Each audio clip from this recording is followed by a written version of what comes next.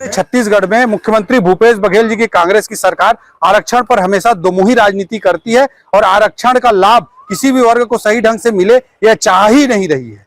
अभी अभी उन्होंने अपने ब्लेम गेम जो हर विषय पर वो करते हैं, केंद्र को एक चिट्ठी लिख दी कि नवी अनुसूची पे उसे लागू कर दिया जाए, जबकि केशवानंद भारती बनाम अन्य का जो वाद है 1973 का और अन्य जो वाद हैं उनमें स्पष्ट किया गया है कि नवी अनुसूची भी कोर्ट में विचारणीय है अगर वह संविधान के मूल ढांचे के विपरीत हो।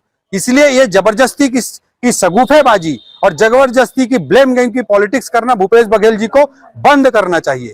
दूसरी तरफ मैं कहना चाहूंगा 76% आरक्षण का के मसौदे पर बात करते हैं, लेकिन क्वांटिफाइबल डेटा आयोग के डेटा को राज्यपाल तक को नहीं देते हैं। पहले 82% आरक्षण का मसौदे पर राज्यपाल ने दस्तखत कर दिए थे, उसे विधानसभा के पटल पर ही नहीं रखा गया, बल्कि 27% ओबीसी आरक्षण के खिलाफ या 32% एसटी आरक्षण के खिलाफ खुद ही कोर्ट में याचिका लगवा देते हैं और जिनके कारण स्टे मिलता है उन्हें पुरस्कृत करने का पाप करते हैं। इस तरह से स्पष्ट है कि पूरे आरक्षण पर दोमुही राजनीति भूपेश बघेल जी और कांग्रेस कर रहे हैं और आरक्षण का लाभ किसी भी वर्ग को सही ढंग से देना नहीं चाहते हैं, केवल और केवल ब्लेम गेम की पॉलिटिक्स करते हैं। इस पॉलिटिक्स को छत्तीसगढ़ की जनता अच्छी तरह से समझ रही है और आने वाले समय में कांग्रेस को जरूर सबक सिखाए। निश्चित रूप से कोई आरक्षण का जो विधेयक है वो विधेयक राज्यपाल जी ने नहीं लाया है, वो मुख्यमंत्री जी ने और सरकार ने लाया है। ये सरकार की जिम्मेदारी है कि वो संविधान के अनुरूप काम करे और जब ये सुप्रीम कोर्ट में मामला पेंडिंग है तो बार बार मुख्यमंत्री जी का इस बात को कहना, मुझे लगता है कि कोई बच्चा या जिसको ज्ञान नहीं है संविधान का, कानून का, वही इस प्रकार की बचकाना बातें करेगा। और मेरा तो कहना है कि पिछले 6 महीने से छत्तीसगढ़ के नौजवानों का भविष्य अंधकार में हो गया है।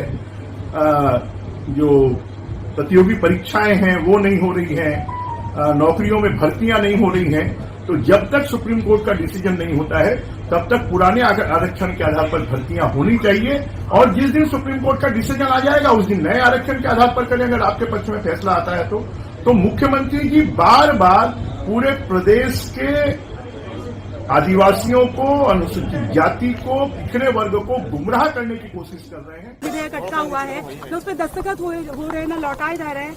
अभी राज्यपाल ने कुछ कहा भी नहीं इस मुद्दे पर, उनसे भी बात करने की कोशिश की। देखिए, एक चीज तो सही बात है कि विधानसभा जो पारित है बिल वो राजभवन में अटका है 4.5 महीने। अभी अब जैसे कृषि महाविद्यालय हमने खोला 19 और उसके बाद इस बजट में और भी है, तो इन महाविद्यालयों में हमको भर्ती करना पड़ेगा, स्टाफ की भर्ती करनी पड़ेगी, असिस्टेंट प्रोफेसर की भर्ती करनी पड़ेगी, लेकिन जब तक के आरक्षण बिल अटका हुआ है तब तक के भर्ती प्रक्रिया हम शुरू नहीं कर सकते। बहुत सारे विभाग हैं जिसमें हमको भर्ती करना है, चाहे एजुकेशन हो, चाहे वो पुलिस हो, चाहे हेल्थ डिपार्टमेंट हो, चाहे एग्रीकल्चर यूनिवर्सिटी की बात हो, चाहे वो इरिगेशन की बात हो, सब में भर्ती हमको करना है। लेकिन उसके कारण से भर्तियां रुकी है। दूसरी तरफ ये है कि अभी जो नीट के एग्जाम वगैरह होंगे उसमें भी आरक्षण का मामला है, तो इसे फैसला करना चाहिए। नमस्कार साथियों, आप सभी का स्वागत है। तो आज हम बात करेंगे मुख्यमंत्री जी के उस बयान का कि जिसमें उन्होंने कहा कि बिना आरक्षण के फैसले के बिना या 76% आरक्षण का जब तक फैसला नहीं आ जाता तब तक हम भर्तियां नहीं करेंगे। तो क्या 76% आरक्षण संभव है या क्या प्रक्रिया होगी उसकी, और क्या भर्ती प्रक्रिया सच में नहीं आएगी? इस मुद्दे पर आज हम इसका विश्लेषण करेंगे।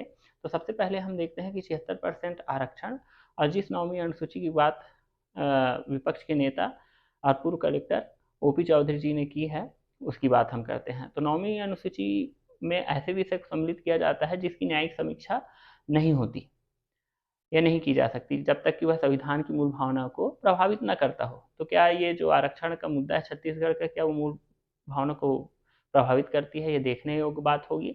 और अगर राज्य स्तर में बिल पारित भी हो जाता है तो क्या केंद्रीय स्तर में उसको आसानी से पारित किया जाएगा, क्योंकि इसके बाद वह केंद्रीय कैबिनेट में समीक्षा के लिए जाएगा और वहां से संसद में पारित होगा।